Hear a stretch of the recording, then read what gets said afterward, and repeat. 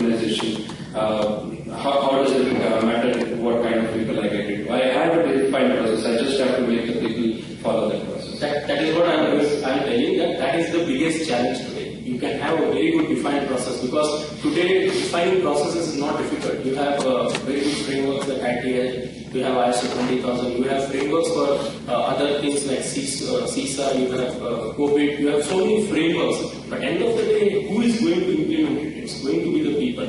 How are they going to implement it? They are going to implement it using some tool like Remedy or ServiceNow or some other tools, which is actually where the processes are getting captured.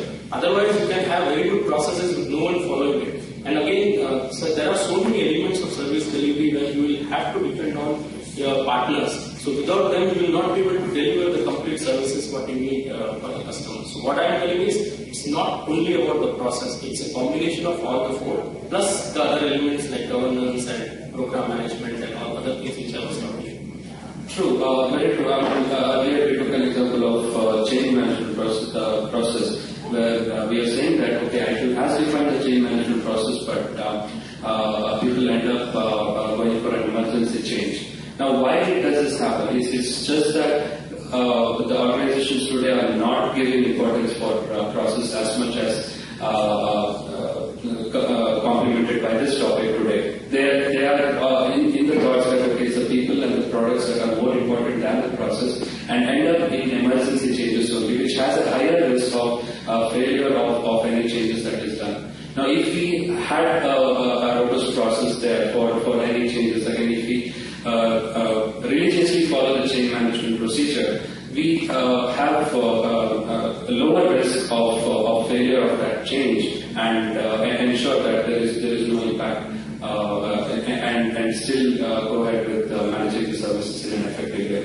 That is exactly what I am telling. So you can have a very good process, but how to make sure that it is followed, that is where the other elements are equally important. So just by having process doesn't mean that you have defined a very good change management process. But why are people not following it? So there could be some reasons for that, right? So that mainly the reasons what we have seen, I have seen specifically in my experiences, it's the change, like the new processes. So unless and until you educate people to like why these processes are important, and make sure that these processes are not too much tight, in the sense that you need to give some flexibility to people to implement it. If you say that everyone has to follow exactly the same way and make it very, very bureaucratic, that is when all these issues come. So definitely processes are important, I am not denying that, but processes are not the most important thing. There are a lot of other elements, because end of the day we are talking about service delivery. So if you want to deliver services,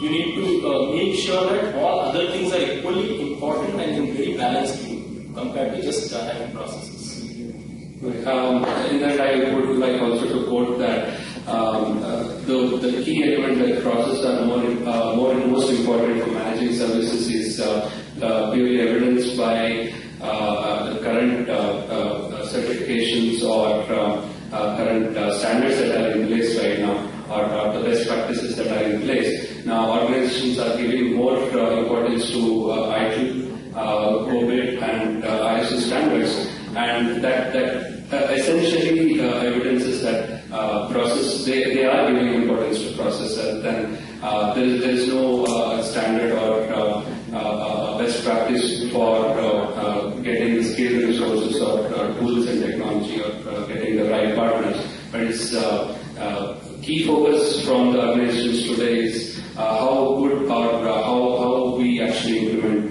ITIL, COBIT, or ISO standards. So that essentially says that they are giving more importance to the processes. Yes, can I interrupt, please? Can I interrupt? Sure. This is a good discussion, and it can continue.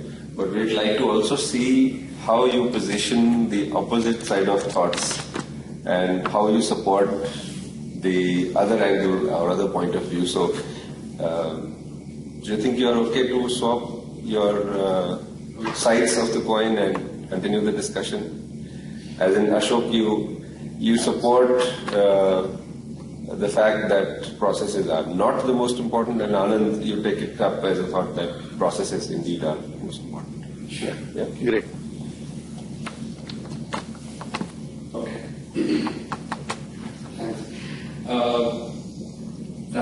I did mention this last time also. It will be a bit difficult to actually switch over to the other side. Okay.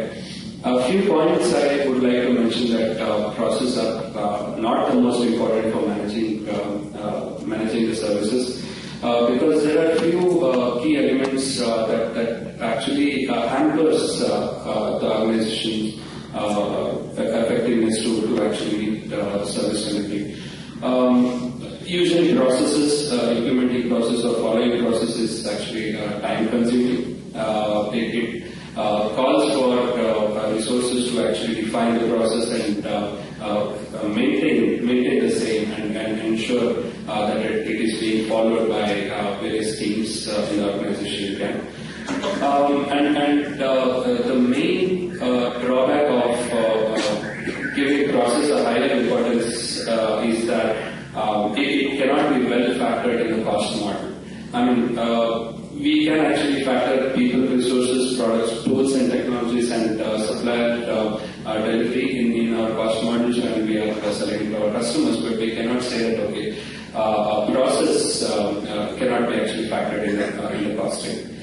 Also, it needs to be updated. Process regularly needs to be updated as and when changes are viewed in the service delivery or the aims and objectives of the organization. It needs to be regularly updated, and these call for separate resources for doing the changes and implementing the changes again. And again, in a real life, in reality again, there are cases where the quick decisions has to be taken by the organization, and there are chances that they have to go around the process and take quick steps to ensure that they achieve the goals or meet the SLAs or anything. There are cases as such again. So essentially, the lengthy process documents does not help all the time, but I mean, it has to be left out in some scenarios again in critical situations. Right, and as I said, simple tasks again and quick win situations again. That organizations has to take decisions to let go of the process and give more importance to other P's in our discussion. So few points. I would like to take the other view where the processes are the most important. So as we discussed earlier, ITL is one of the key best practices that organizations use for implementing IT service management.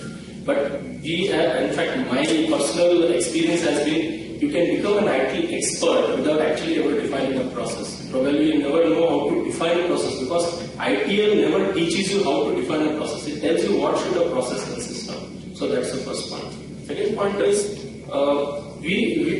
the problem with most of the organizations is that they want to define a perfect process in the first place, which ideally is not the correct approach. So the approach which we should think of is the iterative approach where you define a process but don't make the process too stringent or make it so difficult for people to follow that people don't follow it. Give some flexibility to people. Let them use their, so definitely the process has to be flexible so that it can be easily implemented in an organization. Apart from that, as my friend was telling that it's actually time consuming, but in fact my point is other ways.